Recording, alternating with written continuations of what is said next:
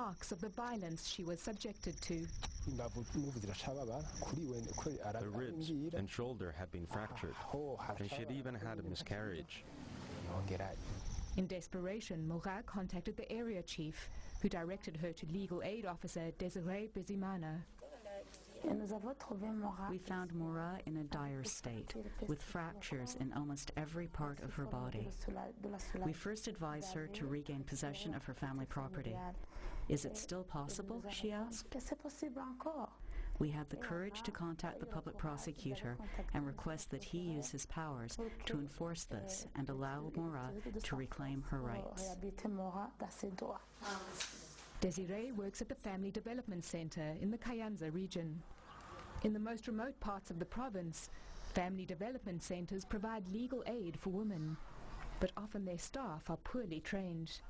So in 2010, the Legal Empowerment of Women program, an initiative backed by the International Fund for Agricultural Development and funded by the Canadian government, was set up to provide legal education and training. Now staff like Fabiola Garikwigomba are using what they've learned to teach other women about their rights. Women have acquired a certain degree of legal knowledge about their rights and obligations. So when they see their rights are being threatened, they directly seek help at the Family Development Center. Today, I am taking awareness-raising courses, since I can no longer work due to my physical infirmity. If it was not for these people who know the law, I would not be in my own home, and I would already be dead. Moura has regained possession of her property and her dignity as a woman. And now that she can farm her land, she feeds her entire family and sends her children to school. Legal aid is only the first step towards greater autonomy and equality in Burundi society. But for the more than 1,000 victims that have been helped so far, it has meant the start of a new life. Well, that report was from the International Fund for Agricultural Development, a UN agency.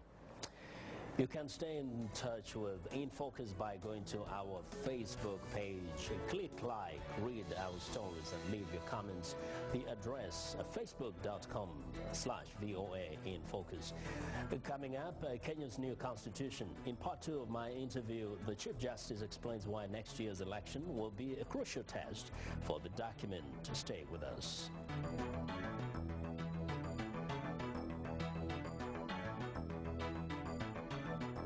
This is On Assignment. Reporter Prince Haiti, Carolyn UA News, Tripoli. UA News, Baghdad. News, London. Hi, this is Imran Siddiqui from VOA's Urdu TV. And I'm Alex Villarreal. I'm an English language reporter, and we are going to take you on assignment. Let's go. By Iraqi traditions, women are considered the glue that holds society together. The women were frightened. The men were frightened. I'm here with VOA's Carolyn Pursuti, who recently went to Haiti. You know, it was quite a tremendous earthquake. Between these two families, they make 8 different handicrafts. All of a sudden, the security guy came over to me and then, hey, you are not allowed to shoot anything here. This is a story about the empowerment of Muslim women in the West. We got really close to this Taekwondo team that had all Muslim women on the team.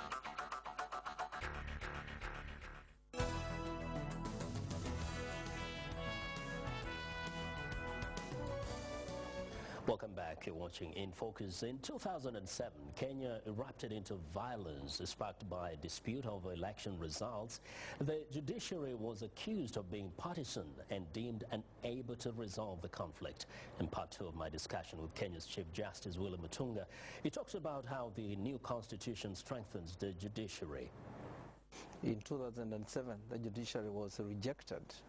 You know, ODM basically said this judiciary is a PNU judiciary, and they didn't expect any justice, and that people went to the streets. So what we've done this time around is to show that we are prepared to make sure that the processes are transparent and they are known by everybody and they are followed. We are setting up election courts which will hear these disputes, and the rules clearly laid out. For us, it's a great test because if we get rejected again, then we are dead. But if people come to the courts and find us independent and we apply the law regardless of the consequences, then we will be building public confidence, on the judiciary. It's a great challenge. Yeah. So what's the provision right now? If both sides say, I do not accept this results, we believe we won, they will have to take that dispute to the Supreme Court. And that's why it was taken there, because presidential elections are serious issues. The framers of that constitution decided that the 7 Kenyans who sit on that Supreme Court will be in a position to decide, and that the candidates will accept that decision. Yeah. Now, most Kenyans have suffered over the years from lack of accountability. Of course, the judiciary favored the wealthy, the powerful. Yes. Under the new constitution, how specifically are you handling cases of corruption, for example, involving powerful people? Actually, we are handling those administratively because some of those cases were filed. There were some political cases that were in the judiciary and nobody wanted to prosecute them. We basically said that's not on. You saw the cases on people, MPs charged with hate speech. We fast-tracked those, and we have fast-tracked these others. We fast-tracked the Henry Kosgei case, the Ruto case, because we didn't want to go to elections with people having those cases. And at the civil level, where if the government has filed some of these cases, we are just fast-tracking them. When I speak to politicians, especially when it comes to issues of corruption, one of the things they always tell me is that there's corruption in other places. There is corruption in the U.S. Yes. And it's true, there is corruption in the U.S. But there's one thing that you're sure of: when they get somebody, this person gets nailed. The prosecution will be in his case, and before you know, that somebody's going to jail for 20 years, for life. Their property is attached. In the case of Kenya today, do we have, under the law now, a provision where by the prosecution can actually stay on the case, and if somebody had stolen or is known to have benefited from public funds, his property can be taken away and he could go to jail for as long as the law provides? The anti-corruption statutes, which haven't been implemented thoroughly, have those particular attributes, where you can actually follow up these assets. And there is a particular statute that deals with the recovery of assets that Githu Muigai, the Attorney General, is using to recover assets abroad. So there is a framework for that.